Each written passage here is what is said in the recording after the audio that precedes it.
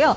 외국인과 기관 쪽에서 지금 매수폭이 강하진 않지만 쌍끌이 매수세가 들어오면서 지금 2,000선을 기록하고 있습니다. 2,000선으로 올라오면서 지금 증권 업종이 상승세를 좀 더 키운 그 상황인데요. 증권주 대부분이 오름세가 나타나고 있습니다. 이쪽을 한번 점검해 볼까요, 허 의원님?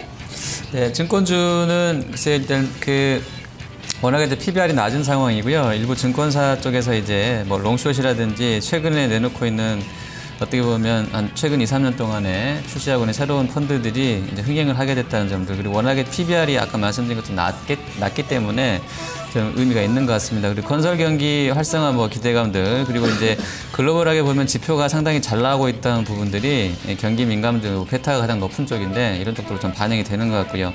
농협증권이 이제 우투 합작하고 나서 이제 기대감들을 받게 될 것으로 보이는데 우투랑 농협이 오늘 같이 올라가네요. 우투가 한 1.29% 오르고 농협도 3.1% 오르는데 농협은 지금 저번에 고점이 상당히 지금 높습니다. 8,300원 선에 형성됐던 상황인데 그때가 이제 한 배가 조금 넘어가는 밸류가 있었던 상황입니다. 그래서 지금 구간대에서는 0.8 정도의 거래가 되고 있는데 충분히 매수 대응이 가능하다 이렇게 보고 있고요. 대형사들은 지금 뭐 미래에 있어서는 좋은 상황이고 키움은 거래 대금이 급감하면서 뭐 주가가 월 단위로는 상당히 좀 한 20%까지 급나가는 그런 수준인데 증권사별 내에서도 차별적인 흐름이 예상됩니다. 대형사 위주로 판이 작아져 가고 있는 느낌이기 때문에 의미가 있고요.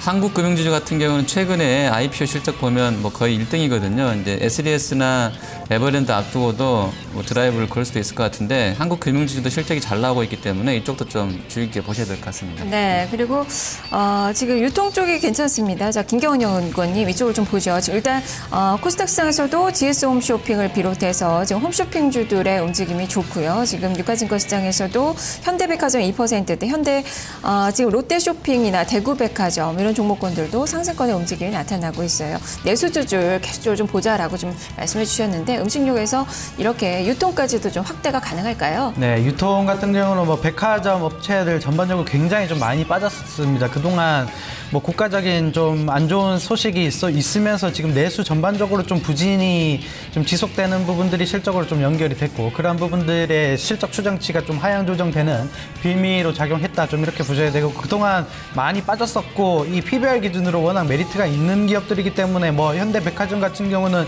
자산 가치만 해도 엄청난 기업이기 때문에 이런 부분들 뭐 중장기적으로 보면 충분히 들어갈 만한 시점이다 좀 이렇게 보셔야 되고 지금 주봉상으로 봐도 한 12만 5천 원권역대가 과거 2012년도의 저점이기 때문에 이 저점을 전반적으로 지지한다면 PBR 메리트로 좀 올라갈 수 있다 좀 이렇게 보는 입장이고 오히려 롯데쇼핑도 마찬가지 입장인 것 같습니다. 지금 현대백화점과 롯데쇼핑은 거의 바닥을 지지하는 부분들이 외국인 수급이 좀 이어지고 있고 지금 수급 측면에서 봐도 지금 기관 쪽에서의 일부 매물이 좀 나오고 있지만 외국인이 워낙 강력하게 받쳐주는 물량들이 좀 있기 때문에 하방을 좀 지지할 것이다 이렇게 본다면 뭐 추세적으로 세게 올라가지는 않겠지만 오히려 중장기적으로 보면 분할 매수할 만한 기회다 좀 이렇게 보셔야 될 것 같고 그리고 내수 섹터 중에 무학이라는 업체도 좀 짚어드리도록 하겠습니다. 무학이 지금 4분기 쪽에 이제 수도권 진출, 좋은데이라는 소주를 기반으로 이제 수도권 진출을 할 것으로 예상이 되고 최근에 이제 프리미엄 관련해서 제품들을 좀 출시를 할 것으로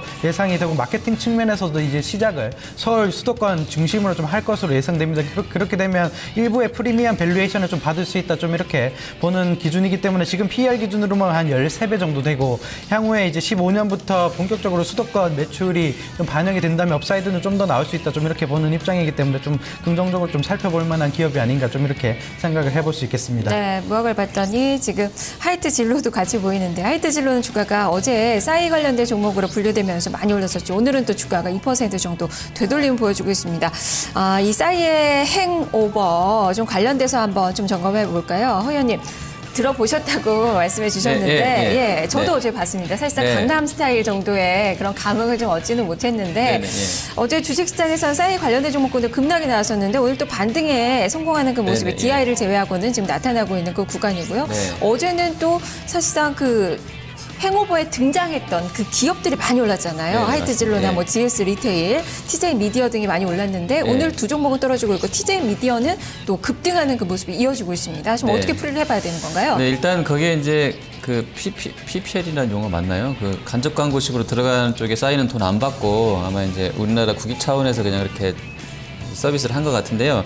어쨌든 뭐 GS 리테일도 그렇고 뭐 하이트 진로도 어제 올랐던 것 치고는 오늘 빠졌던 게 크지 않기 때문에 오늘까지도 이제 오른다고도 볼 수 있을 것 같은데요. 거기 나왔던 종목들로는 이제 새롭게 찾고 있는 것 같고요.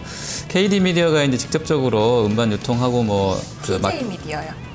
KD 미디어도 합니다. 네네네. 네. TJ도 마찬가지인가요? 그쪽은 제가 못 봤는데 그렇게 직접적으로 유통을 하게 되거나 관련된 업무를 하는 쪽들은 영향을 좀 받고 있는 것 같습니다. 그리고 뭐 DI나 이런 쪽 그 테마성으로만 단순히 분류됐던 쪽들은 좀 시세 흐름이 밀려나는 상황인데 어제도 말씀드렸지만 그 제 견해는 일단 제가 봤을 때는 한국인 입장에서 제가 봤을 때는 예전작보다는 좀 못했던 게 맞는 것 같은데 그 스눕독이라는 뮤지션이 워낙에 이제 글로벌하게 영향력이 있기 때문에 해외에서는 어떻게 나올지는 좀 봐야 될 것 같아요. 근데 이제 그게 사실 직접적으로 또 저런 테마주들에 영향을 미칠지는 모르겠습니다. 아무튼 기대감들은 오늘 좀 주가 올라가는 뭐 TJ나 KD나 뭐 GS 리테일 또 하이트 진로까지 포함해서 좀 반영되지 않겠나 이렇게 보고 있고요. 이쪽 종목들은 사실 뭐 밸류로 접근하고 할 쪽 종목들은 아니기 때문에 뭐 테마성 종목으로 접근이 가능한 것으로 보시면 될 것 같습니다. 네. 자, 그러면 오늘은 어떤 섹터를 공략을 해봐야 될까요? 김경원 연구원님은 오늘 어느 쪽을 보고 계십니까? 네, 우선은 아직까지는 좀 보수적인 좀 입장을 가지고 있습니다. 그래서 이제 계속적으로 좀 내수 섹터를